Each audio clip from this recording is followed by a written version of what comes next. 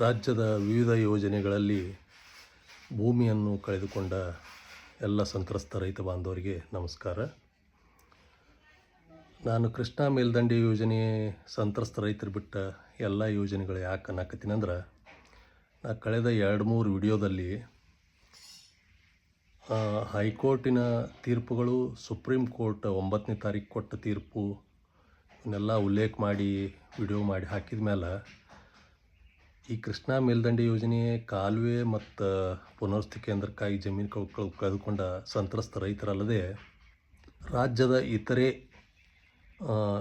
Railway ಯೋಜನೆ ಇರ್ಬೋದು, ರಸ್ತೆಗಿರ್ಬೋದು, ಕೆರೆಗಿರ್ಬೋದು, ಇತರೆ ಕಾಲುವೆಗಳಿಗಿರ್ಬೋದು, ಕೈಗಾರಿಕೆ ಉದ್ದೇಶಕ್ಕಾಗಿ ಜಮೀನು ಕಳೆದುಕೊಂಡ ಹಲವಾರು ಜನ ರೈತರು, ಸಂತ್ರಸ್ತರು ನನಗೆ ಸ್ವತಃ ಭೇಟಿಯಾಗಿ ಅಥವಾ ಫೋನ್ ಮುಖಾಂತರ ಚರ್ಚೆ ಮಾಡೋಕ್ಕಾಗಿ ನಾ ಈ ಭೂ ಸ್ವಾಧೀನದ ಸಮಸ್ಯೆ ಏನಿತ್ತಲ್ಲ, ಇದು ಇಡೀ ರಾಜ್ಯಕ್ಕೆ ಸಾರ್ವತ್ರಿಕವಾಗಿ ಹಬ್ಬೈತೆ ಅನ್ನೋದು ನನಗೆ ಈಗ ಅರ್ಥ ಆಗ್ತೈತಿ. ಯಾಕಂದ್ರೆ ಹಲವಾರು ಯೋಜನೆಗಳಲ್ಲಿಯೂ ಸಹಿತ ರೈತರು ಸಾಮಾನ್ಯ ತೀರ್ಪು ಅಂದರೆ ಜನರಲ್ ಅವಾರ್ಡ್ ಪಡೆದು ಅದು ಸ್ವಲ್ಪ ಅಂದರೆ ನೀವು ನಗಣ್ಯ ಅನ್ಬೋದು, ಭೂಮಿ ಕಿಮ್ಮತ್ತಿಂದ ಪಡೆದು ಅವರು ಆವಾಗ ಅಧಿಕಾರಿಗಳು, ಗುತ್ತಿಗೆದಾರರು ಇಲ್ಲ ನಿಮ್ಮ ಈ ಜನರಲ್ ಅವಾರ್ಡ್ ತಗೋರಿ, ಮುಂದೆ ಕೋರ್ಟಿಗೆ ಹೋದ್ರೆ ನಿಮಗೆ ಕೋಟ್ಯಾಂತರ ಪರಿಹಾರ ಬರ್ತೈತೆ ಅನ್ನೋ ಒಂದು ವಿಚಾರವನ್ನು ಸಂತ್ರಸ್ತರು ನಂಬಿ ಕೋರ್ಟಿಗೆ ಹೋಗಿ ಅವ್ರಿಗೆಲ್ಲರಿಗೂ ಅದು ಕೋಟ್ಯಾಂತರ ಪರಿಹಾರದ ಆದೇಶ ಬಂದದ್ದು ನಿಜಾನೂ ಐತಿ. ಈಗ ನಾವು ಕೃಷ್ಣಾ ಮೇಲ್ದಂಡೆ ಯೋಜನೆ ಕಾಲುವೆಗಾಗಿ 60-70 ಲಕ್ಷ, 1 ಕೋಟಿ, ಪುನರ್ವಸತಿ ಕೇಂದ್ರಕ್ಕಾಗಿ 2 ಕೋಟಿ, 10 ಕೋಟಿ, 23 ಕೋಟಿ ಹೀಗೆಲ್ಲ ಆದೇಶ ಬಂದು ನಮಗೆಲ್ಲರಿಗೂ ಗೊತ್ತಿದ್ದೈತಿ.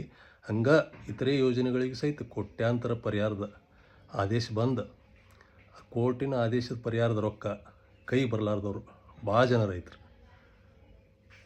ಕೋರ್ಟ್ ಆದೇಶ ಆಗಿ 4 ವರ್ಷ ಆದರೂ ನಮಗೇನೂ ಕೊಡೋಲ್ರು ಅಂಥೇಳಿ ಇದು ಸಮಸ್ಯೆ ಸಾರ್ವತ್ರಿಕ ಆಗಿದ್ದು ನನಗೂ ಗಮನಕ್ಕೆ ಬಂತು.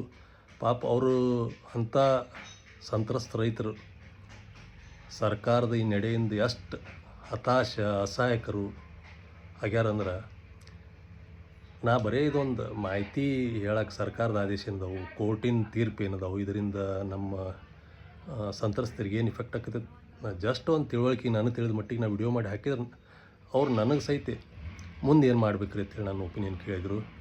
ನಾ ಅಂಥ ಎಕ್ಸ್ಪರ್ಟ್ ಅಲ್ಲ, ಏನೋ ಒಂದು ನನಗೆ ತಿಳಿದ ಮಟ್ಟಿಗೆ ಏನೋ ಒಂದು ವಿಚಾರ ಹೇಳಿನಿ ಅಂದ್ರೆ ಅದು ಅವರಿಗೆ ಮುಂದೆ ಹೋಗಿ ಅನ್ಯಾಯ ಆಗಬಾರ್ದು.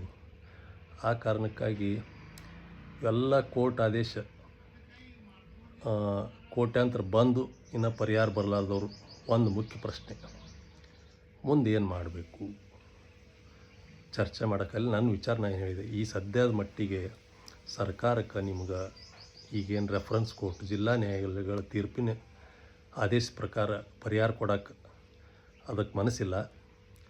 ಆಮೇಲೆ ಮೊದಲ ಅವರು ನಿಮ್ಮ ಜೊತೆ ಚರ್ಚೆ ಮಾಡಿ ಹೆಂಗೆ ಮುಳುಗಡೆಯವರಿಗೆ 40 ಲಕ್ಷ ನೀರಾವರಿ ಕೊಡ್ಬೇಕಂತ ಹಿಂಗೆ ಮಾಡ್ಯಾರಲ್ಲ, ಹಂಗೆ ಆವಾಗ ಚರ್ಚೆ ಮಾಡಿ ನಿಮ್ಮ ಭೂ ಸ್ವಾಧೀನ ಮಾಡ್ಕೊಂಡಿದ್ದು ಚಲೋ ಇತ್ತು. ಇನ್ನು ಮುಂದೆ ಯೋಜನೆ ಏನೇನು ಬರ್ತಾವಪ್ಪ ಅಂದ್ರೆ, ದೊಡ್ಡ ಪುಣಾದಿಂದ ಬೆಂಗಳೂರು ಗ್ರೀನ್ಫೀಲ್ಡ್ ಎಕ್ಸ್ಪ್ರೆಸ್ ಹೈವೇ, ಗೋವಾದಿಂದ ಹೈದರಾಬಾದ್ ಅದು ಗ್ರೀನ್ಫೀಲ್ಡ್ ಎಕ್ಸ್ಪ್ರೆಸ್ ಹೈವೇ, ಅದು ಕೆರೂರು ಹತ್ತಿರ ಕ್ರಾಸ್ ಆಕ್ಕವು, ಅಂದ್ರೆ ಬಾಲ್ಕೋಟ್ ಜಿಲ್ಲಾದಾಗ ಮೇಜರ್ ಐತಿ.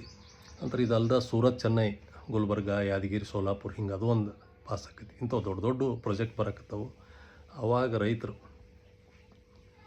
ಮೊದಲಿಗೆನ ಜನರಲ್ ಅವಾರ್ಡ್ ತಗೋ ಬದಲಿ ಸರ್ಕಾರ ಜೊತೆ ಡಿಸ್ಕಷನ್ ಮಾಡಿ ಅವ್ರಿಗೆ ಯೋಗ್ಯ ಅವತ್ತಿಗೆ ಏನು ಯೋಗ್ಯ ಇರ್ತದಲ್ಲ ಅದನ್ನ ಪರಿಹಾರ ಕೊಟ್ಟರೆ ಒಂದು ಪ್ರಯತ್ನ ಮಾಡಿ ತೊಗೊಳ್ಳೋದು ಚಲೋ ಅಂಥೇಳಿ ಮುಂದಿಂದ ಹೇಳಕತ್ತೀನಿ.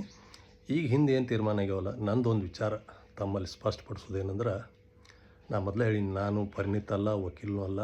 ನಾ ಸುಮ್ಮನೆ ನನ್ನ ಕುತೂಹಲಕ್ಕಾಗಿ ಸರ್ಕಾರದ ಆದೇಶ, ಕೋರ್ಟಿನ ತೀರ್ಮಾನಗಳನ್ನು ಬೆಳವಣಿಗೆಯನ್ನು ಅಬ್ಸರ್ವ್ ಮಾಡ್ಕೊಂಡು ನಾ ತಮ್ಮ ಗಮನಕ್ಕೆ ತರೋದಷ್ಟೇ ಮಾಡಾಕತ್ತಿದ್ದೆ. ಪಾಪ ಎಷ್ಟು ನೋವು ಆಗೈತೆ ಅಂದ್ರೆ, 4 ಲಕ್ಷ ಎಕರೆಗೆ ತೊಗೊಂಡು ಈಗ 10 ವರ್ಷ ಅವ್ರಿಗೆ ಪರಿಹಾರ ಕೊಡಾಕತ್ತಿಲ್ಲ. ರೈತರು ಅಷ್ಟು ಅಸಹಾಯಕರಾಗ್ಯಾರ. ಅವ್ರಿಗೆ ನಾನು ದಯವಿಟ್ಟು ಒಂದು ಮಾತು ಹೇಳ್ತೀನಿ, ನೀವು ಜನರಲ್ ಅವಾರ್ಡ್ ತೊಗೊಂಡು ವಕೀಲರಿಗೆ ಏನು ಕೊಟ್ಟಿರಿ, ಅವರು ವಾದ ಮಾಡಿ ನಿಮಗೆ ಒಳ್ಳೆಯ ದರ ಕೊಡ್ಸ್ಯಾರ, ಅದ ವಕೀಲರನ್ನ ಭೇಟಿ ಆಗ್ರಿ, ಅವ್ರಿಗೆ ನೀವು ಜೊತೆ ಚರ್ಚೆ ಮಾಡಿರಿ ಸಮಗ್ರವಾಗಿ. ನಮಗೆ ನೀವು ಯಾವುದೇ ಹಂತದಾಗ ಹೋದ್ರೂ ನೀವು ನ್ಯಾಯ ಕೊಡಿಸ್ತೀನಿ ಅಂಥೇಳಿ ನಮಗೊಂದು ಅವ್ರ ವಕೀಲರು ಭರವಸೆ ಕೊಟ್ಟರು. ಅವ್ರು ಏನೋ ತಾವ ವಾದ ಮಾಡಲಿ, ಇನ್ನೊಬ್ಬರು ಬೇರೆ ಹಿರಿಯ ವಕೀಲರನ್ನ ಇಟ್ಟಾರ ಮಾಡಲಿ, ಎಲ್ಲಿ ಹೈಕೋರ್ಟಿಗಾರ ಹೋಗಲಿ, ಸುಪ್ರೀಂ ಕೋರ್ಟಿಗಾರ ಹೋಗಲಿ, ಕೆಲವೊಂದಿಷ್ಟು ಕೇಸ್ ಸ್ಟ್ರಾಂಗ್ ಇರ್ತಾವೆ, ಅವ್ರಿಗಂತೂ ಸಿಗ್ತಾವೆ. ಯಾಕಂದ್ರೆ ಈಗ 2013 ಕಾಯ್ದೆ ಪ್ರಕಾರನ ಜಿಲ್ಲಾ ನ್ಯಾಯಾಲಯದೊಳಗೆ ತೀರ್ಪು ಕೊಟ್ಟಾರ. ಅದಕ್ಕೆ ಹೈಕೋರ್ಟ್ ಒಂದು ಬೇರೆ ಇಂಟರ್ಪ್ರಿಟೇಷನ್ ಮಾಡ್ತೈತಿ, ಸುಪ್ರೀಂ ಕೋರ್ಟ್ ಒಂದು ಬೇರೆ ಇಂಟರ್ಪ್ರಿಟೇಷನ್ ಮಾಡ್ತೈತಿ. ಇಂಟರ್ಪ್ರಿಟೇಷನ್ ಅಂದ್ರೆ ಮುಂದೆ ಹೋಗಿ ಜಡ್ಜ್ಗಳು ಹೈಕೋರ್ಟ್ ಆರ್ಡ್ರ್ ಮಾಡಿದ್ದು 2013 ಕಾಯ್ದೆಯೊಳಗೆ 120 ದಿನದೊಳಗೆ ಅಪೀಲ್ ಮಾಡಲಿಲ್ಲ ಅಂದ್ರೆ ರಿಜೆಕ್ಟ್ ಮಾಡ್ಬೇಕು ಅನ್ನೋದು ಹೈಕೋರ್ಟ್ ಆದೇಶ ಮಾಡಿದಂಥ ಸುಪ್ರೀಂ ಕೋರ್ಟ್ನವ್ರು ಜಡ್ಜ್ ಡಿಸ್ಕ್ರಿಷನರಿ ಪವರ್ ಅಂತ, ಅಂದ್ರೆ ವಿವೇಚನಾ ಶಕ್ತಿಯಿಂದ ಅವ್ರು 1963 ಸೆಕ್ಷನ್ 5 ಕೆಳಗೆ ಕನ್ಸಿಡರ್ ಮಾಡಿರ್ತ ಹೇಳ್ಯಾರ. ಹಿಂಗಾಗಿ ಇದೆಲ್ಲ ಈಗೇನು ಜನರಲ್ ಅವಾರ್ಡ್ ತೊಗೊಂಡು ನ್ಯಾಯಯುತ ಪರಿಹಾರಕ್ಕಾಗಿ ಹಾದಿ ಕಾಯಕತ್ತಾರಲ್ಲ, ಅವ್ರಿಗೆಲ್ಲರಿಗೂ ಒಂದು ವಿಚಾರ ಮಾಡುವಂಥದ್ದು. ದಯವಿಟ್ಟು ನಿಮ್ಮ ವಕೀಲರನ್ನ ಸಂಪರ್ಕ ಮಾಡಿರಿ, ಅವ್ರ ಜೊತೆ ಚರ್ಚೆ ಮಾಡಿರಿ. ನಾವು ಮುಂದೆ ಎಲ್ಲೋ ಹೋದರೂ ನಿಮ್ಗೆ ಯೋಗ್ಯವಾದ ನ್ಯಾಯಯುತ ಪರಿಹಾರ ಕೊಡಿಸ್ತೀವಿ ಅನ್ನೋಂಗಿದ್ರೆ ಅವ್ರ ಜೊತೆ ಚರ್ಚೆ ಮಾಡಿ ಒಂದು ಸೂಕ್ತ ನಿರ್ಧಾರಕ್ಕೆ ಬರುತ್ತೆ ಹೇಳಿ ನನ್ನ ವಿನಂತಿ. ನಮಸ್ಕಾರ.